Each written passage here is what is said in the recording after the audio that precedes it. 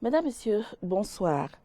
Du permis d'habiter au titre foncier, plusieurs réformes ont été entreprises par les différents régimes qui se sont succédés pour améliorer et sécuriser le secteur foncier au Bénin. Mais malheureusement, les fruits peinent à tenir la promesse des fleurs. Les conflits domaniaux persistent au Bénin, que l'on soit en milieu rural, en milieu urbain ou périurbain. Mesdames, Messieurs, Droit et Devoir aujourd'hui aborde pour le compte de ce numéro la question de la sécurisation du droit de propriété foncière. Et pour en parler, nous recevons sur ce plateau Monsieur Julio Tometti. Il est juriste et spécialiste des questions immobilières. Monsieur Tometti, bonsoir et merci une fois encore d'avoir répondu à notre appel. Bonsoir, c'est moi qui vous remercie en remerciant par la même occasion les téléspectateurs de Eden TV. Monsieur Tometti, des parcelles vendues à plusieurs personnes, des domaines de l'État bradés, des litiges entre ayants droit, des parcelles, des problèmes de limites de terre, autant de conflits domaniaux qui s'alternent sous plusieurs formes et qui créent des victimes. C'est un mal assez profond. Quel point peut-on faire aujourd'hui de la situation ?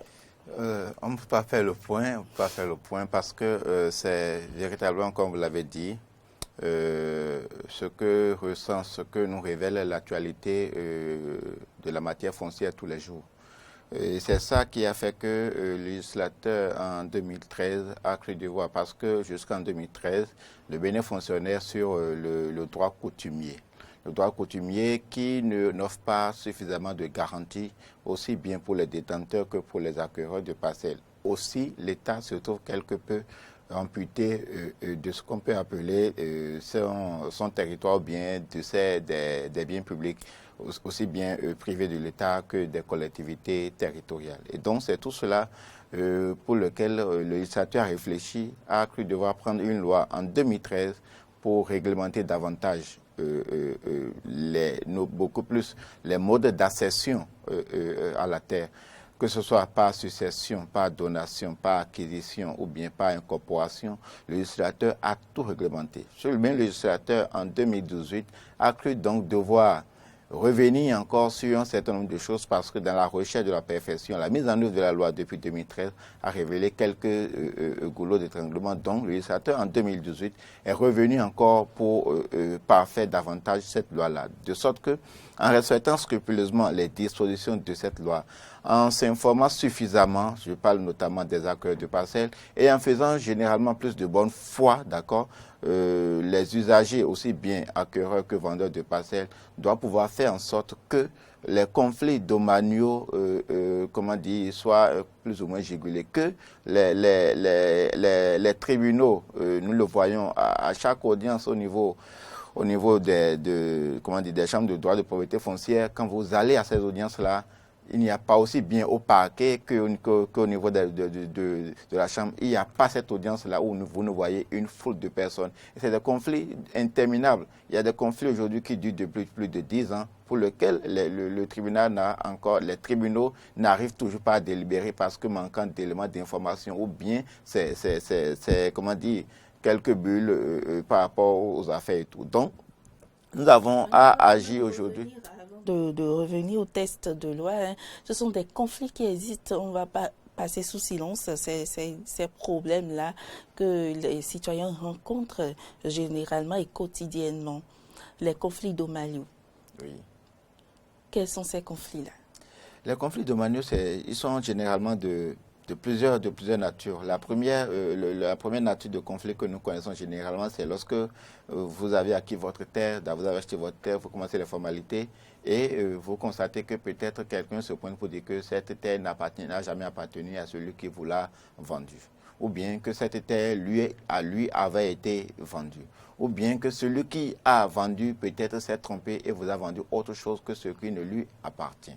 Ou bien carrément, c'est des questions de limites qui se posent avec le voisinage, c'est-à-dire les questions de délimitation de limites, ainsi de suite. Et tout cela, en fait, c'est parce que l'on ne prend pas généralement les bonnes habitudes lorsqu'on veut accéder à la terre. Parce que généralement, chez nous, il n'y a que pour acquérir une parcelle, c'est généralement dans une chambre à deux, on appelle un topographe du coin pour faire un levé topographique parce que dans cette... topographe non qualifié. Bon, parce que généralement, en fait, dans notre environnement, les usagers n'ayant pas l'information confondent d'abord un topographe en formation à un topographe, confondent un topographe à un géomètre, confondent un géomètre à un géomètre expert agréé. Et donc, tout devient, de sorte qu'il y a peut-être un plan en place, c'est-à-dire enregistrer suivant le plan au niveau des administrations publiques, notamment de l'hygiène et du plan communal au niveau des mairies. Mais on voit sur le terrain que l'on fait carrément autre chose. Et donc, ce que le plan parcellaire, que peut-être le topographe qui se fait passer pour expert géomètre ou géomètre fait, est complètement en déphasage avec ce qui se passe. Donc, c'est aussi un autre élément. Le plus grand élément de conflit que nous notons, c'est, comme je l'ai dit tantôt, quand nous allons un peu au droit coutumier, les terres acquises par succession. On a beaucoup de litiges aujourd'hui qui sont dus à ce que telle personne a vendu à telle personne et au sein d'une même famille, c'est des familles généralement qui ont de très grandes étendues de terre. Ce n'est pas organisé, ça n'a jamais été organisé. Donc, chaque individu, chaque membre de la famille, ayant un peu l'information, de tenant un début de preuve de document, se lève, se positionne comme propriétaire et vend à qui veut l'acheter. Et généralement, quand les gens en viennent à organiser, on se rend compte que celui qui a acheté, celui qui a vendu, n'a pas qualité pour vendre. Et donc, c'est celui qui a acheté en ce moment-là qui n'a pas fait une acquisition légale. Et donc, sa propriété se trouve quelque peu remise en cause. Et donc, c'est tout cela qui foisonne au quotidien devant les tribunaux. Et vous aviez commencé à la citer, hein. Aujourd'hui, c'est la loi en matière foncière, c'est la loi numéro 2013-01 modifiée et complétée par la loi 2017-15 du 14 août 2015 portant code foncier et domaine en République code foncier et domanial en République du Bénin. Est-ce que au regard de cette disposition, quels sont les éléments qui permettent aujourd'hui de sécuriser son droit de propriété? Voilà, j'ai dit tout à l'heure, c'est l'information. C'est l'information. Première chose, il y a que lorsque vous voulez acquérir une parcelle aujourd'hui au Bénin, il faut voir si vous êtes en milieu urbain ou en milieu rural. En milieu urbain, la chose se trouve plus aisée. Et là, juste, avant de conclure quoi que ce soit, d'abord s'assurer du droit de propriété de celui qui vous a vendu. On peut dire qu'aujourd'hui, le titre de propriété le moins, qui soit inattaquable, c'est le titre foncier. Donc, que l'individu dispose du titre foncier. Mais l'individu peut même ne pas disposer du titre foncier et avoir ce qu'on appelle les actes présomptifs de propriété, à savoir convention de vente, attestation de recasement, ainsi de suite. Donc, lorsque vous avez ces éléments-là, vous ne vous arrêtez pas là. Vous allez au niveau des registres fonciers, aussi bien de la mairie que de l'IGN, l'Institut géographique national, pour faire ce qu'on appelle la compulsion ou les compulsoires, qui permet de vérifier si telle parcelle de tel numéro située dans telle localité, dans les livres fonciers, elles sont véritablement au nom de telle personne. Parce que des fois, vous avez des documents, ou bien il arrive que des gens sur le terrain falsifient des documents, et donc que ces documents ne soient pas en conformité avec les informations que renferment les livres fonciers. Donc, il faut faire cette vérification pour s'assurer de la qualité de la qualité de celui que vous avez en face de vous, c'est-à-dire pour s'assurer qu'il est véritablement le propriétaire. Vous avez vu toute cette démarche que vous avez citée tout à l'heure. Vous savez, le Béninois, avoir sa parcelle, c'est toute une joie. Et ce Béninois qui... avec cette ferveur, cette joie d'avoir réuni tout l'argent qu'il faut pour s'acquérir une parcelle, est-ce qu'il se retrouve est-ce qu'il a l'idée d'effectuer toutes ces démarches-là? Oui. Je prends également l'exemple du Béninois illettré, quelqu'un qui ne maîtrise pas, qui n'a pas cette information.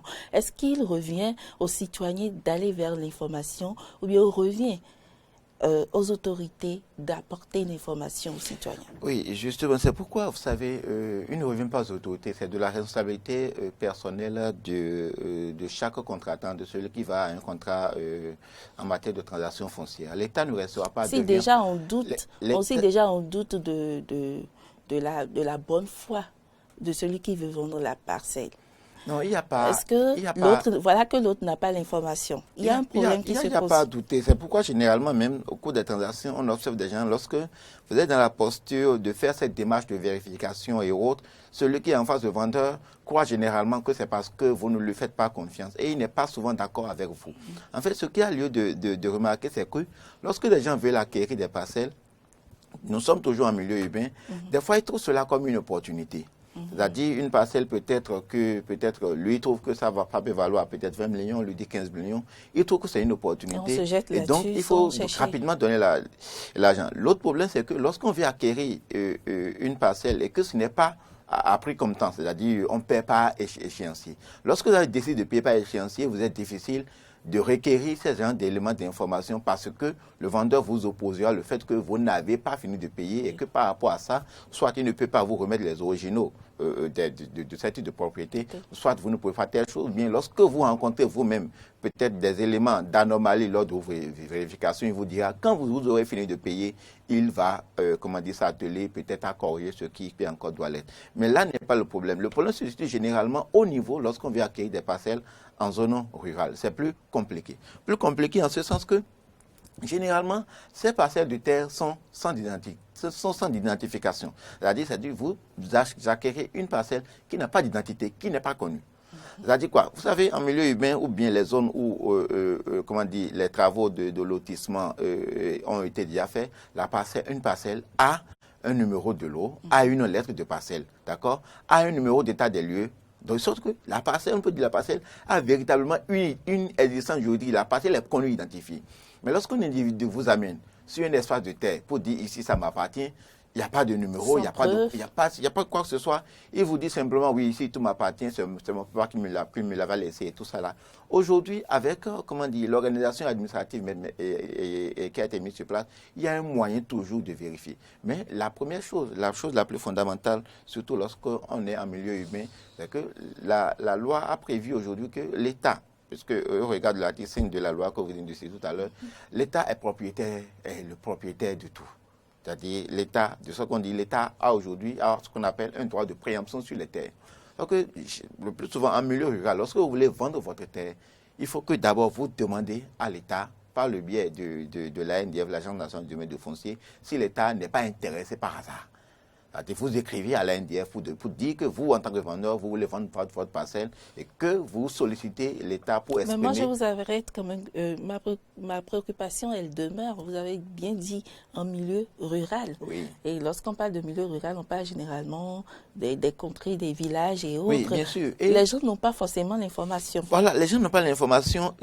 Bon, on peut supposer que les gens n'ont pas l'information, mais à partir du moment où, si vous-même, vous ne voulez pas risquer votre investissement, à partir du moment où vous voulez mettre l'argent dans quelque chose, il faut s'informer. C'est pourquoi, je disais tout à l'heure, l'organisation administrative qui a été mise en place facilite beaucoup plus la chose.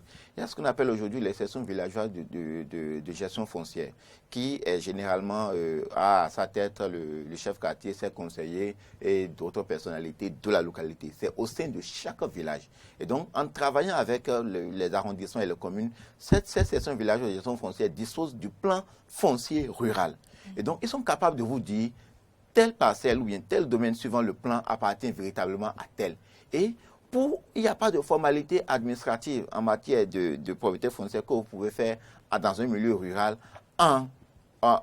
au-delà, en dehors du chef quartier. C'est vrai qu'aujourd'hui, le chef quartier ne signe plus, mais ce qu'ils font, c'est que l'administration a mis en place une procédure qui permet de les faire intervenir, qui permet de vous donner ne serait-ce qu'un minimum de garantie à la base, de sorte que si éventuellement vous avez pris par la démarche normale et que votre droit de propriété se trouve être remis en cause, après, ça veut dire que cette cession de villageoise a failli à sa mission et vous pouvez engager sa responsabilité. Et du point de vue administratif, même, il y a des sanctions administratives qui est prévues à l'encontre jusqu'à la dissolution si éventuellement il arrive que cette cession villageoise ne travaille pas en sécurisant, en garantissant aux acquéreurs de parcelles leurs investissements. Vous avez dit tout à l'heure, le titre foncier, c'est le document qui sécurise normalement, selon la loi, eh bien, le seul titre inattaquable aujourd'hui. En tout cas, le droit de propriété. Alors, la procédure aujourd'hui d'obtention de ce titre foncier a été facilitée par avec l'appui du MCA, le Millennium Challenge. Oui. Et quel type de sécurité offre aujourd'hui le titre foncier? Le titre foncier, d'abord, a deux avantages. Le titre foncier a deux avantages. Le titre foncier, c'est le titre de propriété qui soit inattaquable parce que dans sa procédure... Ça, c'est ce que la loi dit. C'est ce que la loi dit, c'est ce qui est. Les seules possibilités qu'on a à attaquer un titre foncier, c'est lorsque le titre foncier a été illégalement acquis ou bien les formalités ont été illégalement conduites. Et là encore, pour tout requérant, le requérant dispose de 5 ans pour agir en annulation du titre foncier. Au-delà de 5 ans, le titre foncier devient définitivement inattaquable du point de vue de la loi. De sorte que, donc, premier élément, donc une garde de sécurité. Deuxième élément, c'est que le titre foncier permet aujourd'hui d'autres types, d'accord, donne d'autres types d'opportunités commerciales, si l'on peut dire. Le titre foncier peut faire l'objet d'une hypothèque, c'est-à-dire on peut déposer le titre foncier en garantie auprès d'une banque pour ce faire truc-là. On peut mettre le titre foncier en garantie pour faire quoi que ce soit. On peut inscrire ce qu'on appelle des hypothèques. Et donc, le titre foncier offre aussi bien, en offrant un gage de sécurité, offre aussi d'autres opportunités en matière commerciale.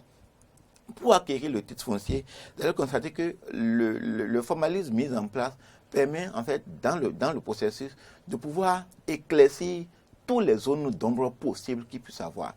Il y a par exemple, lorsque vous voulez aller au titre foncier, on vous dit que vous devez avoir un acte de présomption de propriété, c'est-à-dire quoi, une convention de vente affirmée ou un testament de recasement.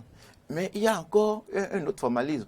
Il y a par exemple à aller vérifier si éventuellement ce titre foncier-là, c'est-à-dire cette parcelle, n'est pas dans le domaine public de l'État. Donc c'est une formalité qui permet par exemple d'aller vérifier si, parce qu'il arrive dans les zones rurales aujourd'hui, que vous avez acquis une parcelle et qu'on remarque après, par rapport à ce que nous sommes en train d'observer maintenant dans les plaques bleu-blanc que nous voyons un peu partout, notamment dans la ville d'Abomey-Calavi, que des domaines appartiennent aux collectivités territoriales, mais ces domaines ont été vendus. Bon, nous en revisons peut-être, ou bien ça ne fait pas partie de notre du sujet du jour, mais c'est une procédure qui permet de s'assurer que cette parcelle-là, ce numéro et tout, n'appartient pas, n'est pas dans le domaine foncier de l'État. Et ça, c'est l'hygiène qui confirme. Et en voulant le faire, ces agents se déplacent sur le terrain avec leur matériel, font les vérifications nécessaires pour vous dire, oui, vous êtes en sécurité. Deuxième chose, il y a ce qu'on appelle le bornage contradictoire.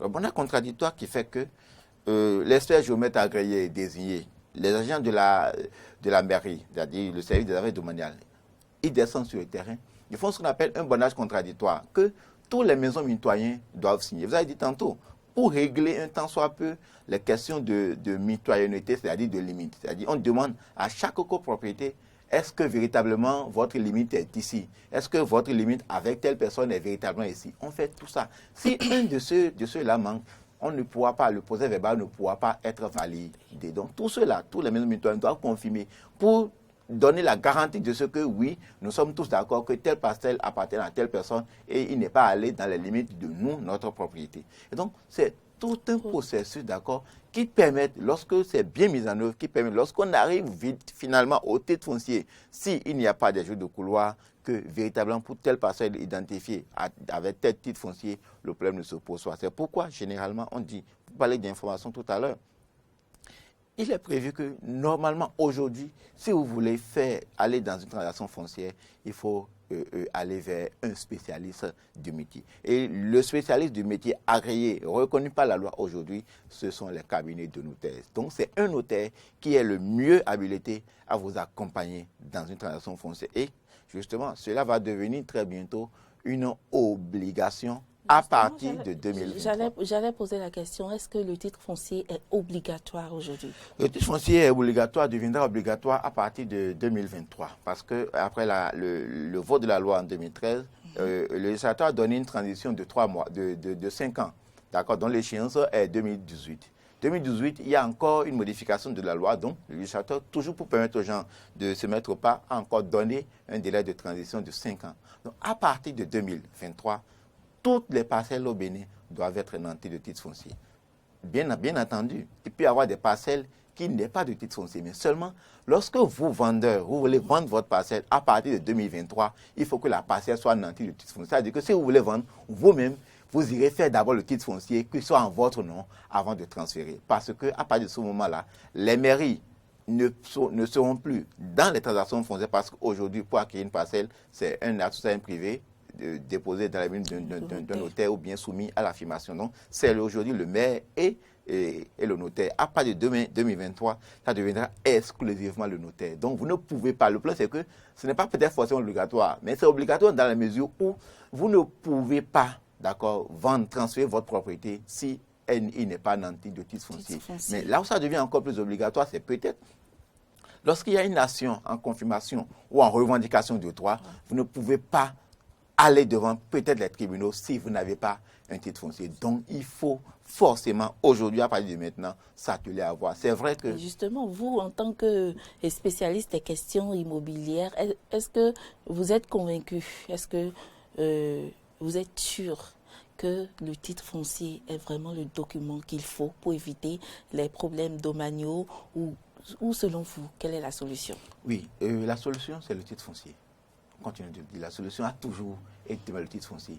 Parce que l'un des problèmes, nous avons dit tantôt, c'est la non-identification. Et le plus grand problème au niveau peut-être des zones rurales, c'est que vous entendez que les parcelles n'ont pas d'identité. On connaît des zones, mais les parcelles n'ont pas d'identité. Mais vous ne pouvez pas avoir un titre foncier sur une parcelle qui n'est pas d'identité. Donc, pour première chose, c'est à partir du moment où on peut identifier chaque parcelle avec le processus de numérisation mis en œuvre au niveau des administrations aujourd'hui, c'est-à-dire même à chaque niveau, si on tape telle personne, on doit être capable de dire il a telle parcelle en son nom. Si on tape tel nombre de personnes, on doit être capable de dire cette parcelle est au nom de telle personne. Et c'est le titre foncier, le processus qui conduit à l'obtention du titre foncier qui permet de répertorier ainsi les domaines ou les parcelles. Le seul problème dans la mise en œuvre, c'est que est-ce que la question de la numérisation, elle est prise en compte par les autorités puisque le titre foncier d'ici 2023 sera obligatoire? Est-ce que d'autres problèmes on va pas ressentir d'autres problèmes? On va peut-être régler le problème d'achat de parcelles, mais est-ce que ça ne va pas créer d'autres problèmes? Non, ça ne crée pas d'autres problèmes parce que, comme je l'avais dit, nous sommes dans l'ère de numérisation. Et aujourd'hui, surtout dans la ville de Cotonou, vous allez sur Internet, d'accord, sur le site de l'hygiène, d'accord, de la NDF, en tapant un lien là. C'est-à-dire, vous pouvez aller directement au cadastre. Allez sur Internet, tapez Bénin cadastre. C'est-à-dire, vous pouvez aller identifier, si votre parcelle a un titre foncier, vous pouvez directement aller identifier votre parcelle sur Internet. C'est-à-dire, même si vous êtes à Paris, à n'importe où, vous pouvez identifier. Et de là-bas, tel que c'est prévu, c'est que même loin, vous pouvez faire produire des actes ou bien faire des actes sur votre parcelle parce que tous les éléments se retrouveront à être en ligne. Nous ne pouvons pas aller à une numérisation plus générale aujourd'hui parce que les parcelles, les domaines ne sont pas encore suffisamment répertoriés. Mais est-ce que vous pensez que c'est vrai que l'État est en train de prendre des dispositions pour régler définitivement ces problèmes, ces conflits domaniaux, mais est-ce que vous ne pensez pas que la responsabilité des chefs communaux, des élus locaux aussi est engagée? La responsabilité de ceux-là était engagée dans un passé récent, quand ceux-là signaient encore les conventions de vente, signaient encore les attestations de non-litige. La responsabilité de ceux qui sont encore engagés maintenant, ce sont les élus communaux, c'est-à-dire au niveau de nos mairies, parce que les chefs quartiers, les arrondissements sont complètement dessaisis. De quoi se mêlent aujourd'hui les chefs quartiers, ce n'est que ce qu'on avait appelé la section villageoise de gestion foncière. Et ils ne sont pas forcément maîtres. Donc, mais comme ils sont autorités locales de la zone, ils sont membres de cette communauté, quand bien même ils peuvent ne pas être présidents. Donc, c'est une somme de personnes qui ne dépend plus forcément de leur personne ou de leur vouloir tel que nous avions l'habitude de l'observer. Donc, il revient aujourd'hui maintenant que nous... Est-ce que vous ne pensez pas que cela pourrait retarder un tout soit peu la procédure? Voilà, il faut que cela retarde la procédure parce que en fait, c'est la précipitation qui fait que généralement les conflits naissent. Parce que étant dans la précipitation, on ne voit pas généralement tout. On ne fait pas toutes les vérifications nécessaires. C'est pourquoi généralement, les usagers, quand ils vont auprès des notaires, quelques-uns sont souvent très fâchés parce qu'ils ont l'impression que le notaire en demande trop. Parce qu'un vendeur et un acheteur s'amènent, dit on veut faire ce truc là. Le notaire demande des préalables indispensables. Telle vérification, tel papier, telle formalité. Cela trouve que non, il nous fatigue trop, il en demande trop, ainsi de suite. Or, c'est ce qui permet de garantir, d'accord, la transaction pour que le vendeur, en vendant, ne soit pas inquiété demain, d'accord, ne soit pas appelé à la cause, et pour que l'acheteur ne soit pas troublé dans la jouissance de son bien. Et donc, on doit prendre tout le temps nécessaire qu'il faut. On ne doit pas être pressé lorsqu'il s'agit aujourd'hui de transactions foncières. On doit prendre tout le temps nécessaire qu'il faut pour faire toutes les vérifications, pour avoir toutes les informations. Parce que, Madame Maurice, vous ne pouvez pas, par exemple, en allant acheter... Cela revient à ma question. La question du début, la question de l'information. La première information, donc c'est aujourd'hui, l'État a mis l'information à la disposition de tout le monde. D'abord les lois. Et aujourd'hui, dans les trucs là, dans les zones rurales, il y a ces gongonneurs là qui, chaque fois qu'il y a une opération de lotissement, de remembrement ou autre, on gongonne, on demande aux gens de venir faire accomplir telle ou telle formalité. Mais ce qui est essentiel, lorsque vous avez souffert pour chercher votre argent, pour aller investir dans un bien immobilier, pour l'acquisition d'un immobilier, le minimum, c'est de s'informer. Sinon, vous allez jeter votre argent par la fenêtre et ce ne sera pas bien. Après, on va se retourner pour dire que l'État ne fait rien. L'État a mis aujourd'hui en place tous les éléments nécessaires qu'il faut pour que chacun, en s'engageant dans une procédure de transaction foncière, puisse avoir la garantie d'acquérir un bien pour lequel il ne soit pour lequel la jouissance ne sera pas troublée. Maintenant, le seul bémol, c'est, vous l'avez parlé tantôt du programme MCA tout à l'heure, ce qu'il y a souhaité, c'est que, notamment par rapport au titre foncier, dans la communication, on dit, la loi a prévu même que même en un mois, on peut avoir son titre foncier, 3 mois, 6 mois. Mais il se fait qu'aujourd'hui, les gens ont introduit des requêtes de titre foncier. On fait toutes les procédures jusqu'au bonheur contradictoire, mais ça fait plus d'1 an qu'ils n'ont jamais encore été en possession de leur titre foncier. Ça veut dire que, aussi bien au niveau de l'ANDF, l'Agence nationale du domaine du foncier, au niveau des mairies, au niveau des cabinets de géomètres agréés que l'on commet pour les bonheurs ou bien pour les autres, il faut un travail pour qu'il y ait une certaine dynamisme, pour que les dossiers passent assez vite. C'est ça qui donnera la garantie que oui, ce que on est en train de nous vanter par la communication, c'est réel sur le terrain. Et ça permettra aux gens,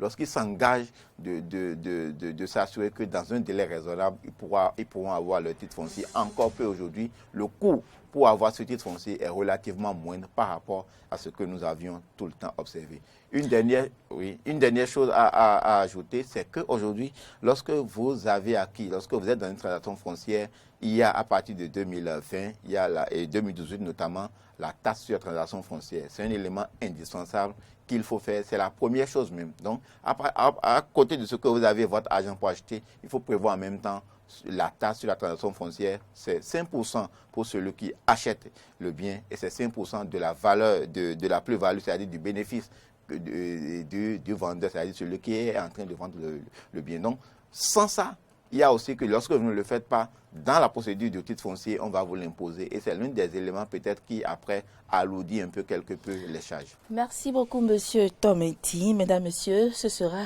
tout pour ce numéro de votre émission Droit et Devoir. Nous avons abordé aujourd'hui l'épineuse question des conflits domaniaux et les dispositions de la loi en vigueur qui devraient normalement éviter ces conflits. Ce sera tout pour cette émission.